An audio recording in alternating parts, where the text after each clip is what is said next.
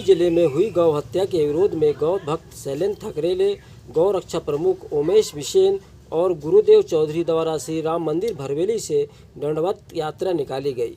यात्रा राम मंदिर भरवेली से प्रारंभ होकर मुख्य सड़क होते हुए कलेक्टर कार्यालय बालाघाट पहुंची, जहां दोषियों पर कड़ी कार्रवाई सहित अन्य मांगों को लेकर ज्ञापन सौंपा गया। यात्रा में सौर हिंदू समाज उपस्थित रहा। यात्रा को लेकर गौ भक्त शैलेंद्र ठकरेले और गौ रक्षा प्रमुख उमेश बिसेन ने मीडिया से क्या कहा, आइए जानते हैं।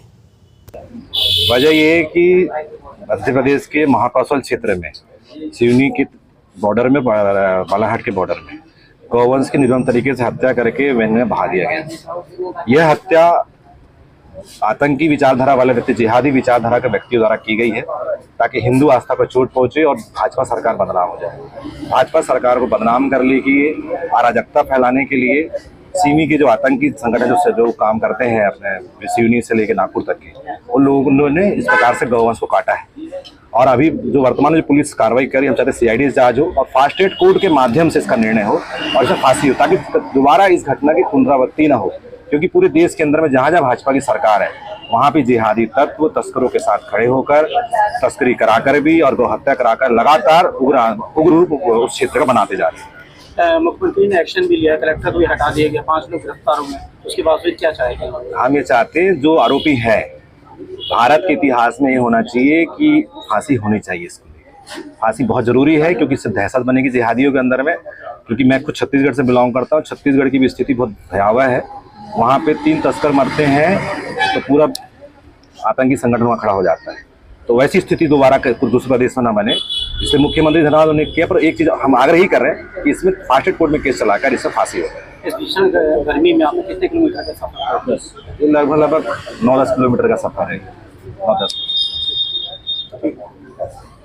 सिवनी जिले में जिस प्रकार से हमारी गौ माता को निर्मम हत्या जो कर दी गई, और मैं किसान का पुत्र हूँ, और किसान का पुत्र होने के नाते जब मुझे ये खबर लगी सोशल मीडिया के माध्यम से कि हमारी 64 गाय की निर्मम हत्या वैनगंगा नदी में उनको उनका शव पड़ा मिला, उससे मेरा मन बहुत व्याकुल हो गया, बहुत दुखी हो गया, बहुत पीड़ादायक। मैं अपने मन में सोचा कि मैं खुद किसान का पुत्र हूँ, मेरे घर में खुद गौ माता की मैं खुद पूजा अर्चना करता हूँ। तो मेरे मन में ख्याल आया कि मुझे प्रशासन को कुछ ऐसा करके दिखाना है दंडवत यात्रा के माध्यम से, तो कम से कम अपने हिंदू सनातन धर्म में भी कम से कम कुछ युवा साथी लोगों को प्रेरणा मिले। इसलिए मैंने दंडवत यात्रा किया। और दंडवत यात्रा करने का मुख्य उद्देश्य ये है कि हमारी जो गौ माता है उसकी सुरक्षा के लिए उसको राजमाता, राष्ट्रीय माता का दर्जा उसको मिलना चाहिए। और कहीं ना कहीं ये जो षड्यंत्र जो हमारे उमेश भाई साहब ने जो बताया है कि कहीं ना कहीं षड्यंत्र जो भाजपा सरकार को बदनाम करने के लिए जो खिस्साई बिल्ली खम्मा नोचे ऐसे सिमी के आतंकवादियों के द्वारा, क्योंकि क्या हुआ कि अभी करंट में चुनाव हुए हैं, चुनाव में क्या मध्य प्रदेश में 29 की 29 सीट जिस प्रकार से हमारी भाजपा को सरकार को मिली है, तो उससे क्या हुआ है कि अन्य संगठनों को बहुत ज्यादा पीड़ा हुई है। उस चक्कर में मोहन यादव जी खुद ही यदुवंशी है और उन्हें बदनाम करने के प्रयास से, छवि खराब करने के प्रयास से जिस प्रकार से 64 गाय की जो हत्या की गई है, ये बहुत निंदनीय और बहुत दुखदायक खबर है हमारे हिंदू समाज के लिए। और मैं चाहता हूं कि उनको जितने भी हत्यारे हैं उनके मुख्य सरगना को और उनके साथ में सम्मिलित जितने भी लोग हैं उनको फास्ट ट्रैक कोर्ट लगाकर उनको फांसी की सजा भी होनी चाहिए और उनके घर को भूमि दोज भी करना चाहिए। उनकी जितनी भी जमीन है उसको सरकार अपने कब्जे में लेकर सरकार और गरीबों में उसका दान करना चाहिए कि भविष्य में किसी भी प्रकार का कोई भी ऐसा कृत्य कोई व्यक्ति ना करे और इससे सीख मिले उन जिहादियों को, उन आतंकवादियों को जो जिस प्रकार से हमारी गौ तस्करी को गौ माता की हत्या कर रहे हैं।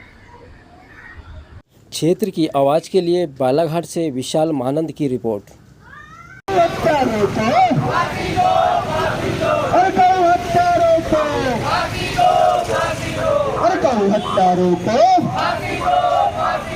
फांसी